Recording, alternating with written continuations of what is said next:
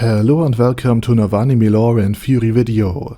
I'm Shergok, your host, and today we are going to take a closer look at how Enri, a mere peasant girl, became known and feared far and wide as Enri the Bloody, a general of a vicious Demi-Human Army.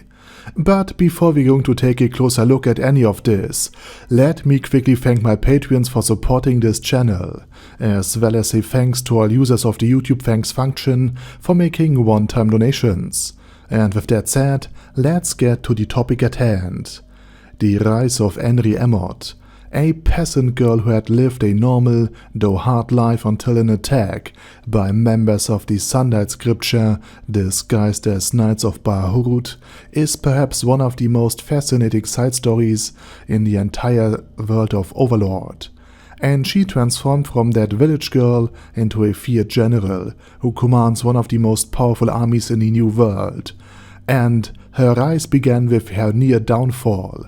After her father sacrificed his life to allow her to escape, she was pursued and almost eliminated by the false knights. But the intervention of Enri prevented the worst from happening. Subsequently, for her own protection, she was given 2 items, 2 horns of the Goblin General, and Enri created a protective barrier against arrows and bolts to keep Enri and her sister Nemu safe. However, Enri did this not because he personally cared about Enri or her sister, but because he merely wanted to honor Touch Me by selflessly saving the village like he would have done so, and because Touch Me had once saved him from an attack in a similar manner. And the village of Karin was also saved by Enri because the Death Knight, who had been ordered to protect Enri, Nemu, and the rest of the villagers, charged furiously towards the Sunlight Scripture and eliminated the false knights in a rather gruesome manner. He attacked them, smashing them against walls with his shield, but held back enough to only severely injure, rather than kill his opponents.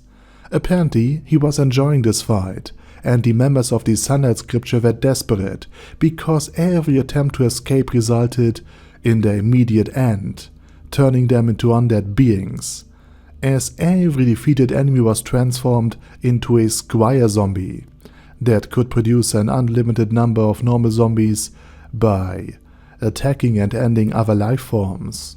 This not only harmed the enemy, but also turned them into additional opponents. But in an ironic twist, just as Enri's arrival had saved Enri and the villagers from the Sunlight Scripture, he also saved them from the rampage of the Death Knight, as Enri ordered the few surviving members of the Scripture to return to their master and inform them that any further attacks would be met with a harsh retaliation. Unfortunately, the rest of the Sunlight Scripture either didn't receive the message in time or simply didn't heed the warning, feeling too secure due to their artifact that could even defeat a Death Knight, one created by Enri. And while all of this was happening, Enri left the village after manipulating Enri's memory to make her believe he always had worn a mask so that she wouldn't recognize him as undead. And Enri also used the horn of the Goblin General, the first of the 2 horns, to summon the Goblin Troop that would now defend the village. And these goblins, though strong and competent by New World standards, with an orderly and well-suited command structure, and absolute loyalty to their summoner, Enri, were not so powerful that the New World needed to fear them, nor were they a significant threat to the Empire or the Kingdom, or even a minor city. However, this Goblin Troop was indeed a boon for the village. They built the first defensive fence, a barrier against attackers that they first need to overcome to enter the village, which served as an important defense also against the less intelligent enemies, the normal wolves and beasts that inhabited the Great Forest of Top, now that Tamuske was gone. And they also were able to intercept potential hostile troops, such as the adventurers led by Peter Mauk, meaning they were able to defend their entrenched position and laying an ambush. In other words, during this time, Enri learned how to lead people, interact with them, and organized their efforts for necessary tasks like tending and plowing the fields, harvesting, and maintaining patrols and escort duties. And despite all of this, she also continued to work in the field herself, remaining humble and not developing any delusions of grandeur or consider herself superior, like for example the brilliant General Philip would have done.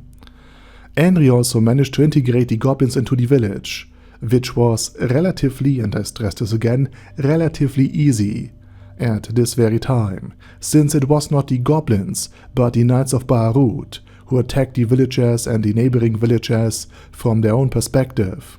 If the attack had come from the monsters of the forests, from the ogre and the goblin troops that Peter Mork and Ein Sulgon and Navi fought, then the villagers of Karin would have either taken up arms to eliminate the goblins or driven Enri and the goblins out at the very least. But in this case the villagers were grateful for the additional protection that Enri and her new goblin troop provided.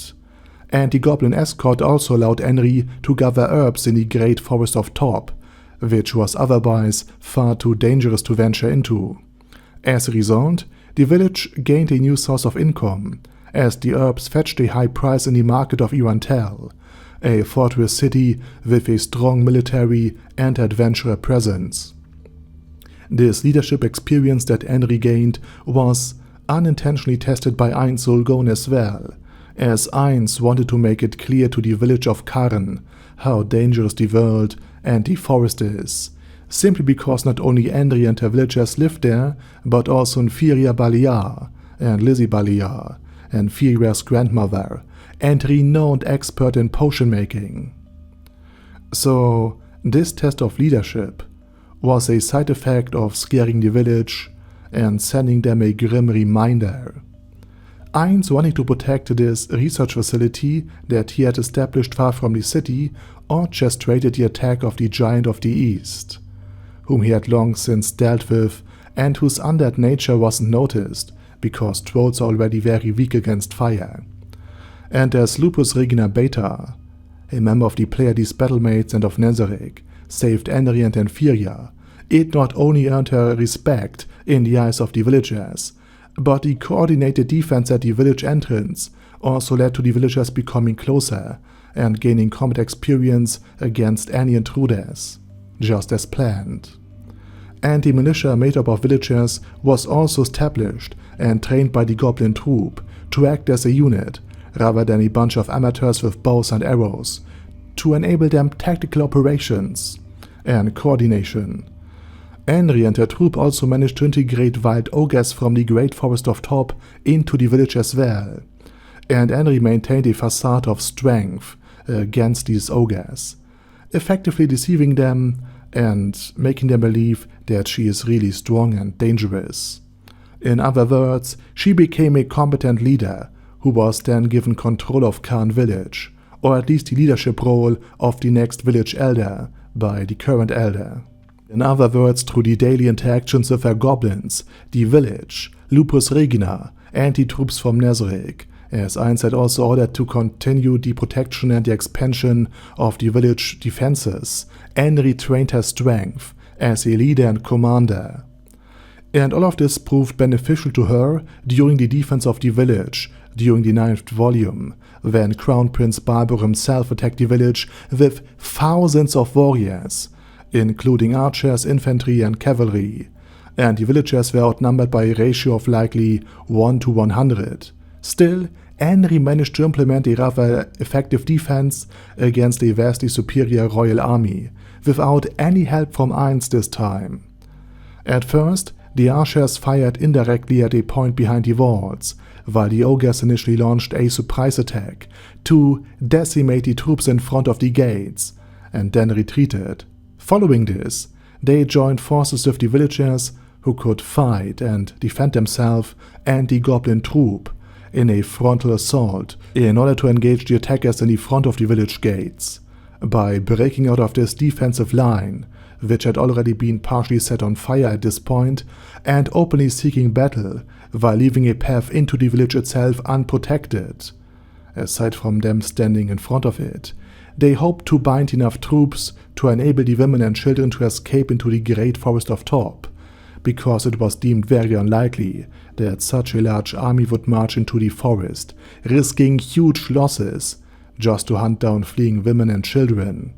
However, on the short stretch between the village and the forest, Enri and the others were intercepted by the cavalry of the royal army, and they would have been wiped out, or at least very heavily decimated, without the goblin army that Enri then summoned. But before anything could happen to Enri and Firia and Nemu, her little sister, Lupus Regina would have intervened, and against a battlemate like her, the cavalry would have stood no chance. However, when Enri blew the horn of the goblin general, not just a few goblins appeared, but an entire goblin army this time.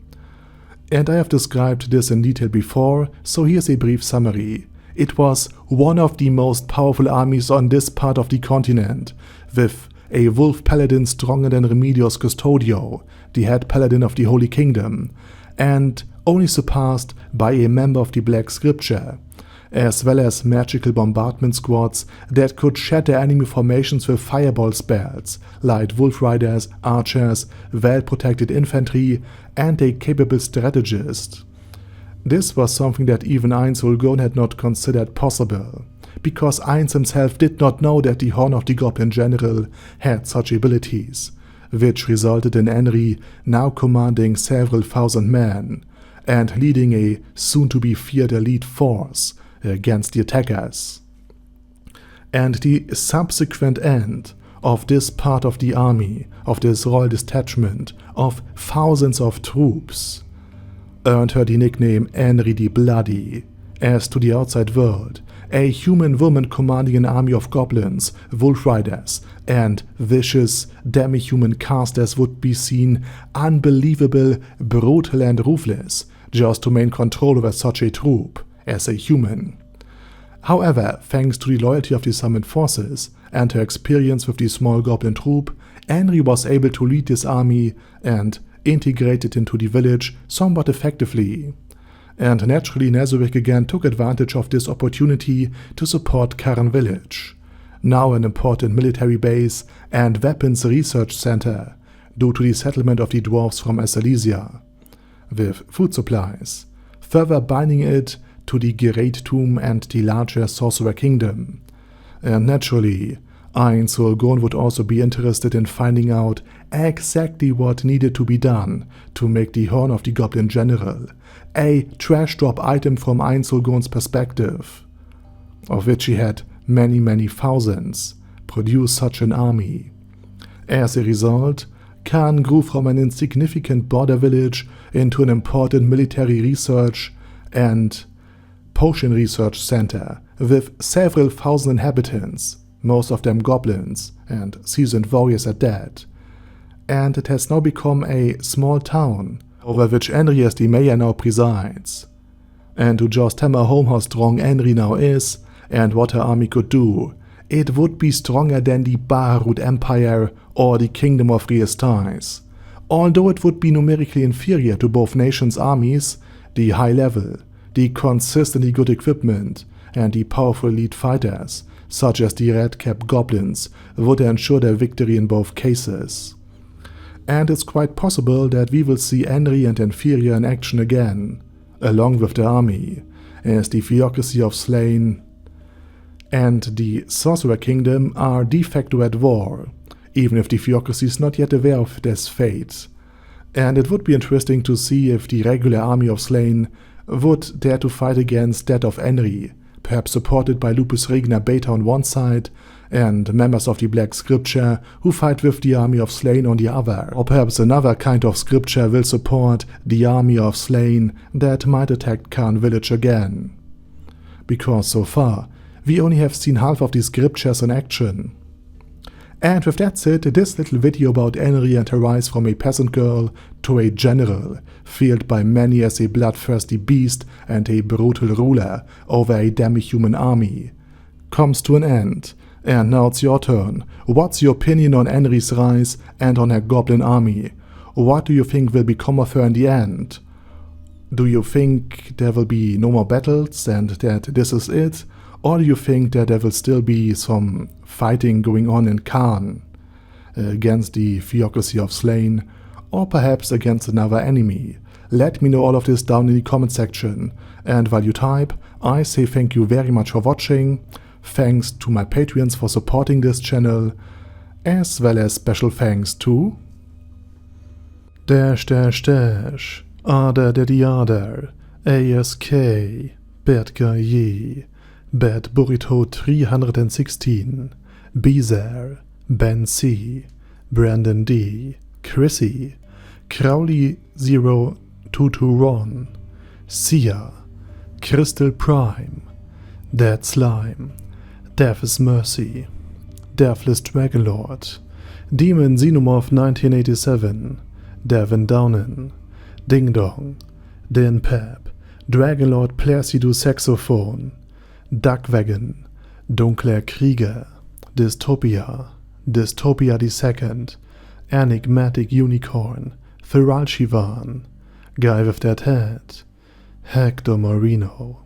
Hoss, Huster, Jacob G, Jana B, Jason, J. Morris, Chromius, Kyle R, Lee K. Long, Legendarius, Lelouch V. Britannia with a Mustache, Lexus Fox, Lord Nishiki and Rai, Lord Touch Me, Lofrazer, Merovec, Mr. Shoes, Mr. Tweaker, Michael R, Michael Y, Nope, Oh Hell No, Normal Toad, O'Kill, Overlord General Gasper, Paddy Pantum, Personage, Ruru, Primus 11, Rhinomere, Kune Caracos P, Shergox's Daddy, Shadow Lightning Wolf, Shrine Keeper, Sir Axolotl, Super Tier Magic Batista Bomb, Supreme Cheese, Staris, Ted, Texas Deer, Diorg Warboss, Rock Ed Smasher, T.E. Wang, Vash Hawkeye, Vegito 27, Venture Fanatic, Wilhelm, Zinukai, and Sonagon. Thanks guys. Anyway, have a nice day, and I hope to see you all again soon on my next video.